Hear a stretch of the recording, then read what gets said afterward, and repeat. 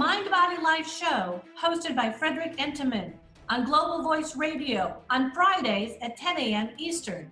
During his show, Mind Body Life founder and best-selling author Frederick Enteman investigates the little-known insights and daily methods used to create explosive life transformations and transitions with those that have risen from struggle and ascended to greatness. Here is your Mind Body Life host, Frederick Enteman. Welcome to the Mind Body Life show. I'm your host, Frederick Enteman. I'm a former professional athlete. I'm a best-selling author of Surviving Sports in the Game of Life, a coach and consultant, and I help professional athletes create lasting success outside of sports and win the game of life. I want to welcome you to episode 27. And what I'm going to talk about in this episode is how technology in the 21st century has influenced the athlete. Now athletes are actually facing new challenges that didn't exist 20, 25 years ago, certainly not when I played. There's a whole new slew of challenges that exist. It's pretty crazy. You know, having been an athlete, like I said, and having had friends who are professional athletes, and now I'm consulting with professional athletes, I definitely have a lot to offer in terms of unique insights. And I think one of the biggest challenges athletes face now is the invention of the internet and the amount of information that is available to athletes about themselves. Often I'm in a clubhouse or a locker room, and while even speaking to an athlete about their performance, they're tweeting or receiving messages on their performance in the game that occurred just a few minutes before. I mean, clearly radio and television have been around for decades, right? And have essentially created messaging for athletes about their play, especially newspapers, from what I remember. But now there is an excess of information athletes have to adjust to, which sends the messages them about who they are and how the public is perceiving them. I mean, it's one thing to get booed in a game if you play poorly, but it's another thing to be booed electronically everywhere you go on social media. And next thing you know, they're making a meme about you, right?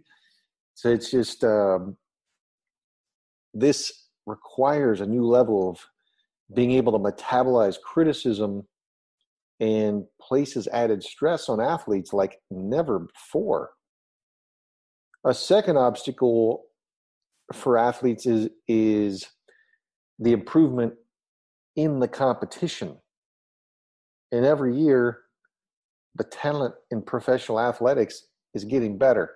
In the past, there was a small group of players who were scouted and competed, but because of advancements in technology and accessibility, every single good player is now identified, and everyone has an idea of who these athletes are, even in international recruiting. It's pretty insane. And the players nowadays actually are getting much better. They're more explosive. They're more athletic. And I think it's all due in part to the access of the amount of information. And now what you can do, which I know my son does, he goes to YouTube and looks at drills online, whereas you had to shell out bucks and go to the camps where you'd learn. You used to have to go to camps to learn how to do certain drills, and it's all accessible online. It's crazy. Sport and performance psychology also is really important, because as you get to the highest level of any sport, so much of what happens is based on confidence and mental ability, and talent equalizes really at the top. When you get to the 1%, and the players who are able to mentally adjust and handle adversity are the ones that actually are the most successful. And that's something else that I'll be discussing, is the field of sports psychology. It's something that really wasn't a buzzword. You never heard about mindset. Um, and I think in the past 20 years, because of the internet, it has spread. Um, because now we're seeing your players actually need different modalities. They're open because the pressure is so much higher now. I love a quote by Babe Ruth. It says, "Never let the fear of striking out get in your way." And I'm just I more or less brought this up because first thing athletes should know actually about sports psychology is actually what they should know about themselves.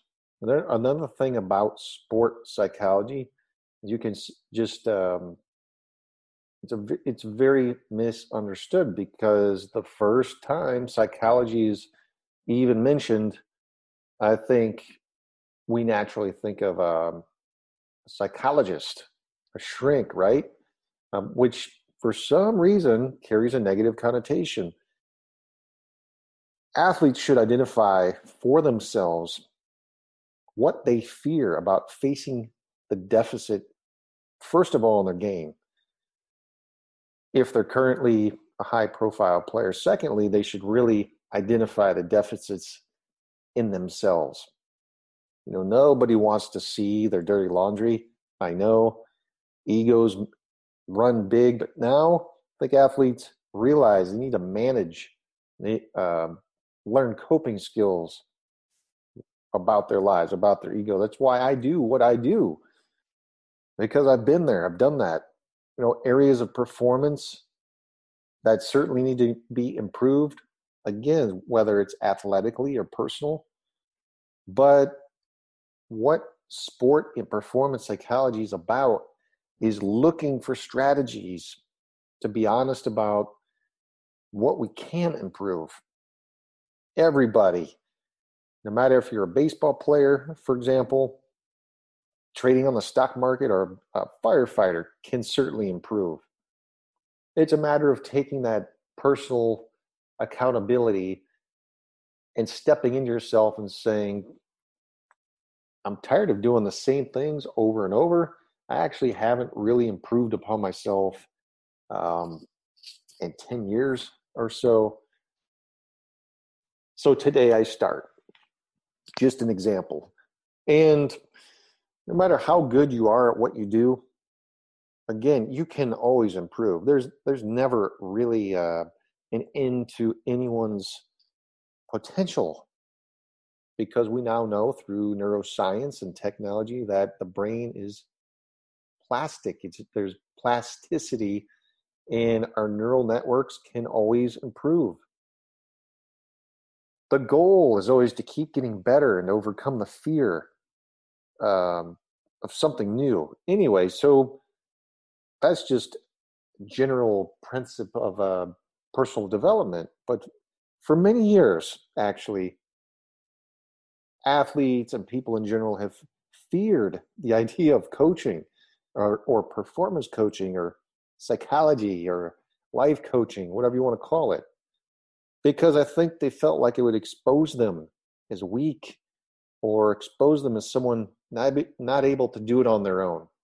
There's a huge sense to the ego. It's an ego blow. It's when someone with such a large ego has to actually be vulnerable, it's very difficult for that individual. When first started kind of deconstructing this professional athlete or athlete players success, playfully demonstrating this stigma, for instance. Over the past 3 decades, most elite athletes have realized that they can benefit from sport and performance psychology coaching at any level of their game and any level of their life. Athletes just simply need to have the courage to say, I can be the toughest woman. I can be the toughest man on my team, and there's still something I can do to improve.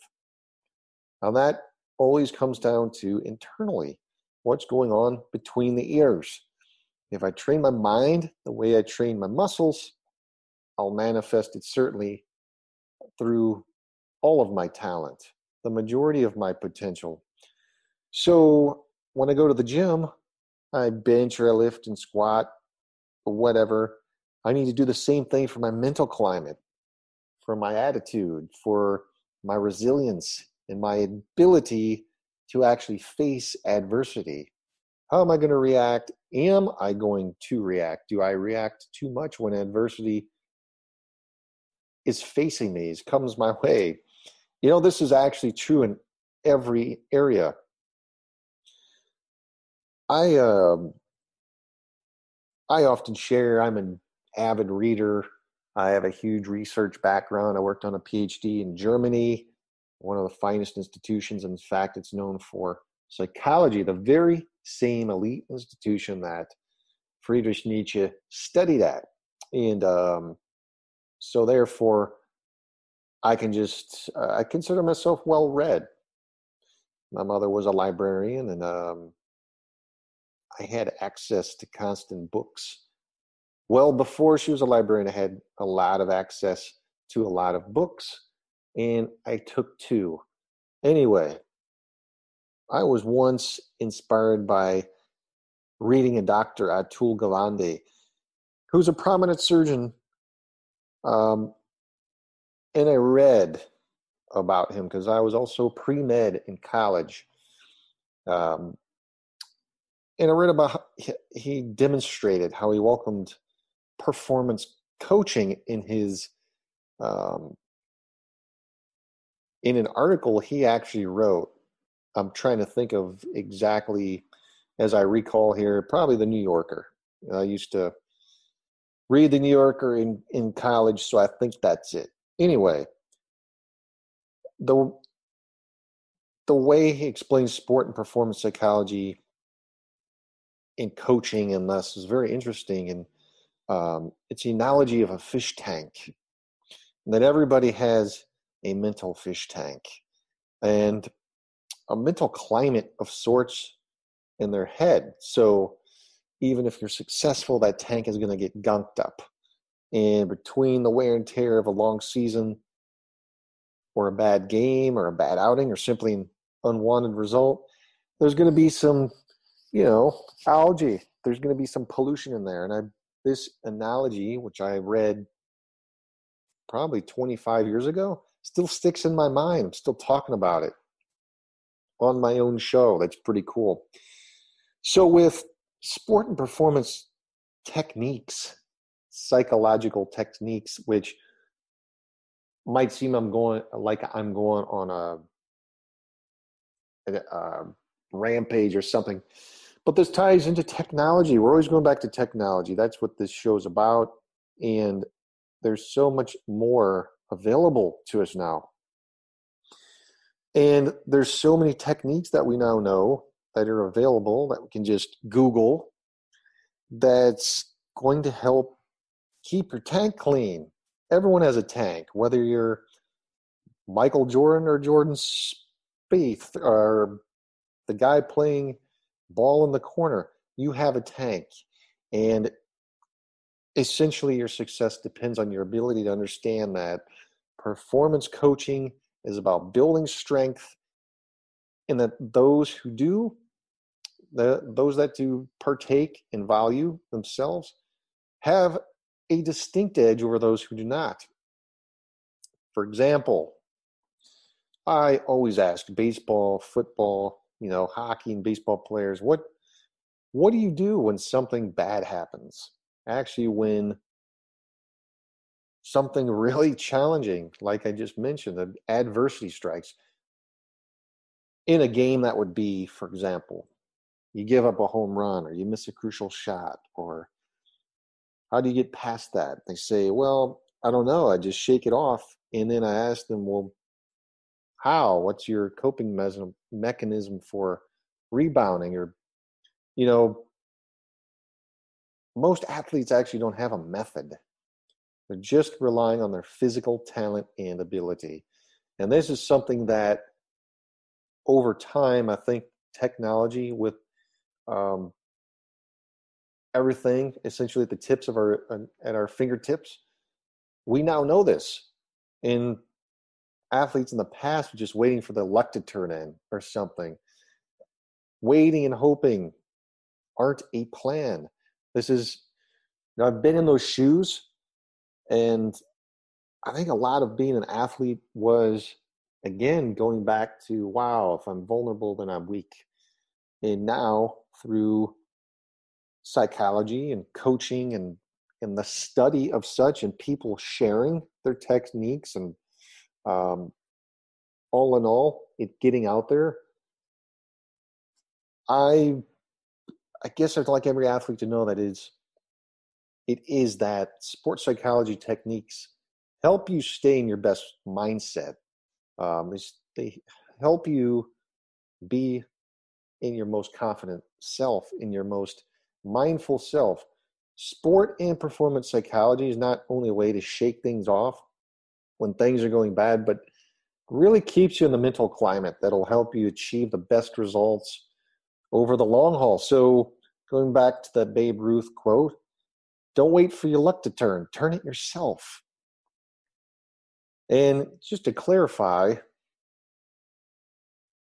I also think the general public, professional athletes feel judged in general, but when they think the general public knows they're using a sports psychologist is even worse. Now, you have to be a very humble, grounded individual to admit, hey, yeah, I see a sports psychologist. I had to straighten myself out. I had to work through some things. Sports psychology, it's the study of human behavior. It's the study of emotions and thought patterns in relation to sport. So sports psychology has been helpful in coming up with interventions and techniques that help to enhance the performance of sports people based on research from the field of sports psychology. I think it's important because our minds can influence our physical performance. That's not new knowledge, but just to clarify, there are essentially really hundreds of studies proving this, and it's all accessible online. Technology has truly changed the game. So if our minds have such an impact on our physical performance, then surely there's a way we can improve our mindset and therefore improve our performance as a result. So we use sports psychology to help athletes improve. I am not a licensed, I'm not a licensed, in the state of Ohio, sports psychologist. I didn't go that route. I'm not going to go into that. I think there's a stigma to that. Athletes might consult a sports psychologist, or now what's new, for example, what I do is I guess I'd consider myself more mental skills trainer, if anything. If they just want a bit more of if an athlete just wants more of an edge, or they want to develop consistency in their performance, there are sports psychologists, but now one of the best mental skills trainer didn't go the traditional quote unquote sports psychologist route, but he is considered one of the best in the world, and he works with the All Blacks out of New Zealand rugby team. Their franchise actually says once they hired him and they improved upon their mental skill set, the entire climate of that club changed. And that's the power of everyone getting on board as well.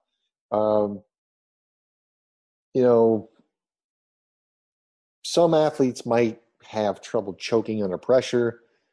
Some might have trouble with managing their emotions. Some might have trouble concentrating in key moments. And some might just be struggling with the demands of their sport and may just need someone to talk about things. Looking back, I certainly needed someone I needed that safe party. I needed someone just to be there and talking. It's amazing how healthy of a coping mechanism just talking to someone is when you feel that they have been in those shoes.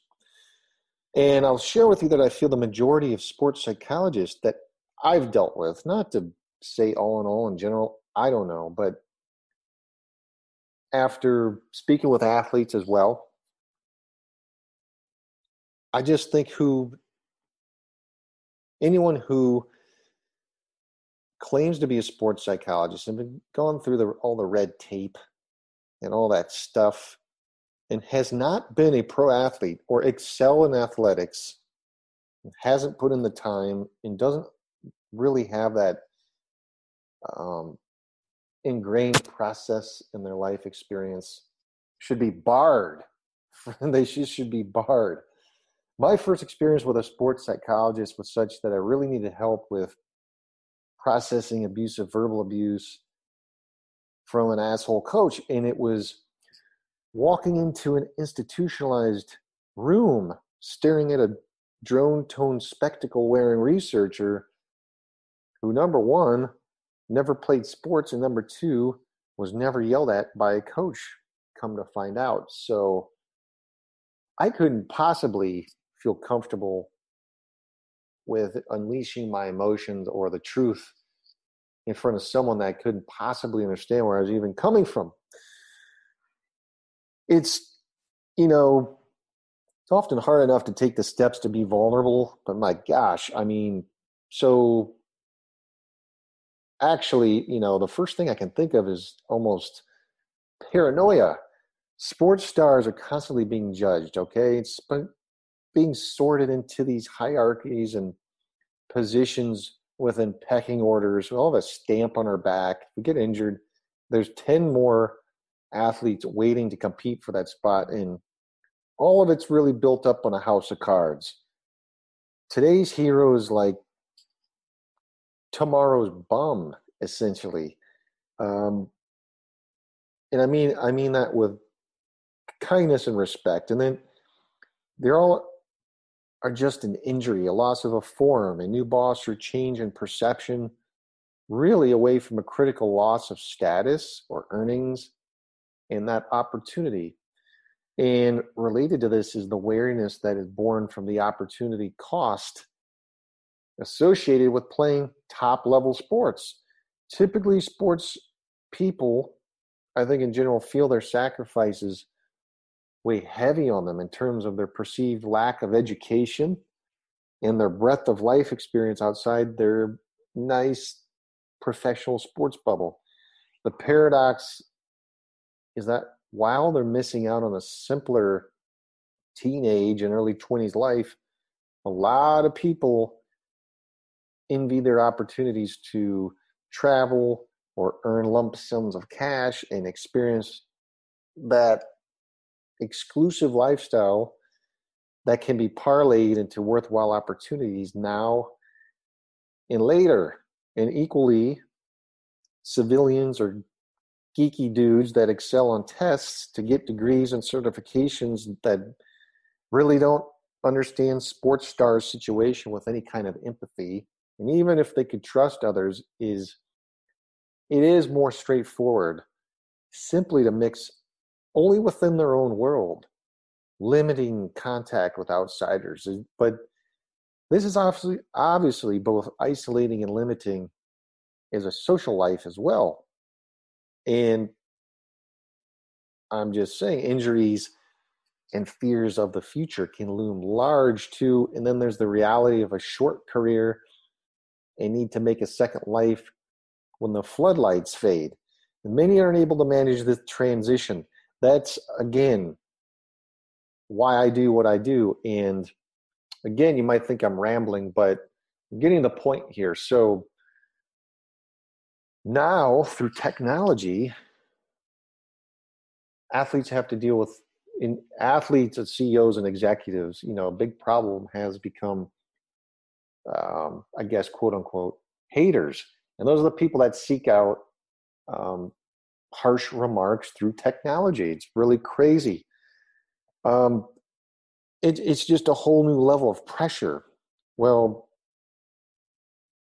knowing psychology, I love the term love your haters, because actually someone that hates on you loves what you do. They want to be in your shoes. They're envious of their perception of you.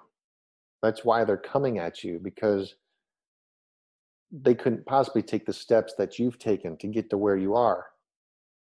Just the thought of thinking about it causes them to be really uncomfortable, and the way they express that is through hating on you, hating on an athlete, hating on your success. That's just another added pressure of technology. It's nuts. For others, the pressure of just keeping going on the route of being a professional athlete is hard to deal with. The fact is that sports kids will have essentially worked from their early years, and now we're talking recent statistics put that age at around 5 to 8 years old. There's the reality then that, like us all, we can easily fall out of love with things once loved when we were younger. But in the sports stars' case, they can be trapped by the golden handcuffs of a lucrative career, and they no longer enjoy, but feel they can't walk away from. This exists. And for the rest of us, that can happen much later when we're mature enough and secure enough to manage a midlife career change, for example. That's really harder to do as a 25-year-old premiership footballer like, say, Michael Johnson, for example. Anyways, if anything were actually new by today's standards in sports, well, I'm talking about technology and psychology and how this has spread so rampantly. It's really the new buzzword, mindset, which I believe technology has spread around to millions now. Suddenly, almost everyone is familiar with mindset, for example. And, I almost asked myself the question, how different is the psychology and mental attitude of sport winners from the rest of the competition these days? What kind of mental attitude do champions and winners, whatever you want to call them, cultivate that leads them to rise above the rest and earn the respect of the world? Looking back, and again, I was always a huge baseball fan. I loved going to Cleveland Indians games, and I grew up with baseball. There is a story that was once told to me about Barry Bonds, in which Bonds had just struck out. And upon coming back to the dugout, one of his teammates asked him, "Barry, what happened there? Why did you strike out?" And Barry Bonds turned and looked at him and said, "I just wasn't ready to hit." And when you think about that story, the main learning point is that Bonds didn't fundamentally question his inner talent, okay? He more or less had an unshakable belief that he was a good hitter. And the people who consistently have good results in life are really the ones who have built up a fundamental confidence in their ability to achieve in their area, whether it is sports or business or another area of life. When Bonds failed, he didn't start to question his ability.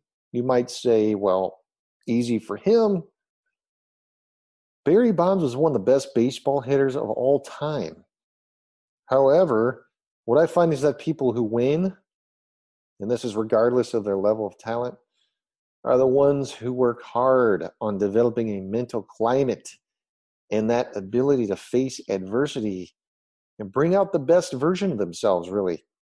And they're honest about it. This is true whether they're a late round draft pick or someone who has been a star prospect from the beginning, those who succeed are those who work hard at building trust in themselves and building trust in their game, whether it's sports or business or other walks of life.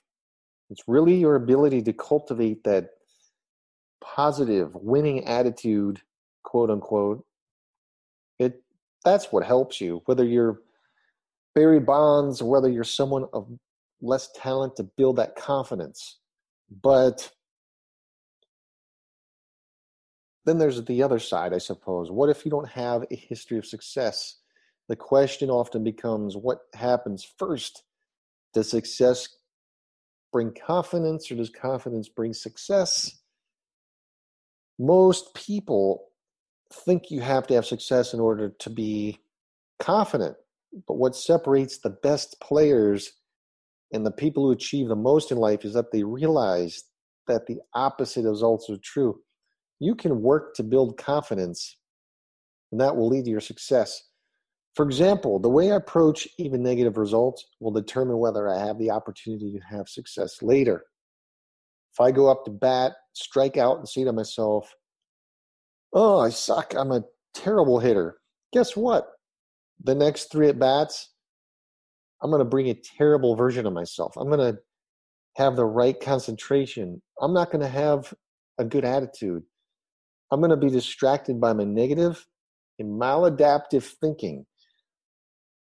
Similarly, if I'm a trader on Wall Street and have a bad result, if I have to start to fundamentally question myself and my abilities rather than to say, okay, what can I learn from this? How can I get better? It will lead to negative results. The type of person who learns and improves from a poor performance is the person who will get better. And when they have their next chance, they'll be more confident as well. And all this information that we now know, guess what, is available through technology, is available through the internet. We now know that the mental attitude of a winner can be born from success, or can be the result of years of hard work at shaping their thoughts and actions to bring their best mindset to every opportunity. That's common knowledge, and we all know that, and that's all due to technology. So, going on, I guess, a little past technology and more into the psychology of sports performance. So how do players manage to shed the burden of bad performance in one game and avoid carrying it into the following games? In another quote that I really like is, the Dalai Lama once said, "There are only 2 days in which nothing can be done. One is called yesterday, and the other is called tomorrow."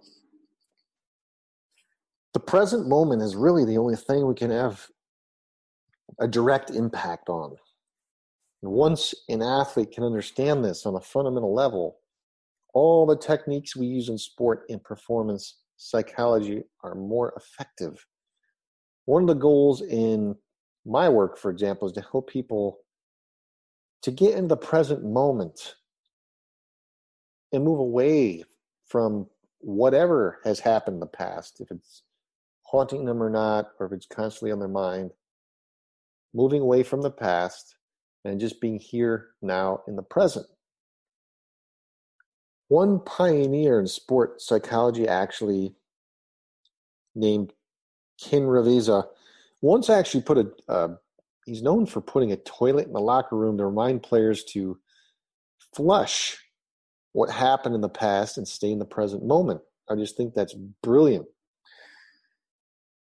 Easier said than done, right? I mean, one of the main techniques I teach people is that the idea of resetting routine. Thankfully, technique not only works in sports, but it also works in other areas of life as well. For example, let's say I'm at work and I make a poor business decision or something and lose the company a ton of money. I can sit and stew in what happened, or I can just do a mental and physical routine to help move past this poor outcome. For example, just taking a deep belly breath or standing up straight at your desk, or even walking outside. A resetting routine is a planned set of physical and mental behaviors which help to refocus oneself on what is important and in your control. Also, now there's a ton of scientific evidence that changing what we do physically, we now know changes the way we feel. So visit your motivation on your core values for why you're playing a sport if you're an athlete. Is it just to get the results that you want? Or is it for your family? What are the reasons? So, is it to enjoy the game? Is it to improve yourself? The more you can have a pre-planned way to deal with adversity and not just see what happens, the better off you'll be. And it's important to know ahead of time how you are going to deal with the adversity and what techniques you're going to use to bring yourself back to the present moment. What you're trying to do is metabolize non-catastrophic events, okay? If an event is not catastrophic, it means you should continue to play. And therefore, you shouldn't spend time thinking about it. So breathe, change your thought process, and really refocus on what's important to you. What is your desired outcome, by the way? The other way that will prepare athletes to face adversity and get through negative results is by dividing the process from the outcome. If I take a really big swing at a fastball and I miss, but I took a great swing and missed making contact with the ball because the pitcher threw a great pitch, is that failure? No. The outcome wasn't what I wanted, but I certainly did my part, you see. And as Hall of Fame pitcher, one of my favorites of all time, I have one of his strikeout balls signed. Nolan Ryan says, a pitcher has two jobs, selecting the pitch and throwing the pitch. And the result of the pitch could be either a great outcome or a bad outcome, but that is out of their control. It depends on the hitter. And this is true in every field from sports to performing arts. In fact, check out the famous award-winning Bryan Cranston, star on the hit TV show, I think everyone knows him by Breaking Bad, crediting this outlook, this very outlook that I just explained, to his success in acting. So all these techniques, all this mindset and psychology transfers. It can transfer into anybody's life and in any career. Part of what I really enjoy about what I do is that I refocus people into alignment, whether it's in again, finance or health or wellness, or on the process of tweaking your game, getting yourself in a better place. It's more important what you do with your thoughts and your behaviors rather than worrying about the actual outcome. The more that people can control the controllables and redirect their attention back to their progress, the better results they're going to have in the long term. All in all, make sure you have a pre-planned routine to reset if things don't go the way you would like them to go. I really hope this helped. This has been another episode of Mind, Body, Life. I really hope you enjoyed episode 27. Please share this episode with an athlete. And if you know any professional athletes, send them my way. If you'd like to inquire about my services to take your life to new levels, please reach out via LinkedIn, Instagram, or check out my Facebook business page or Twitter. It's been great. I hope you have a tremendous week. Until next time, take care.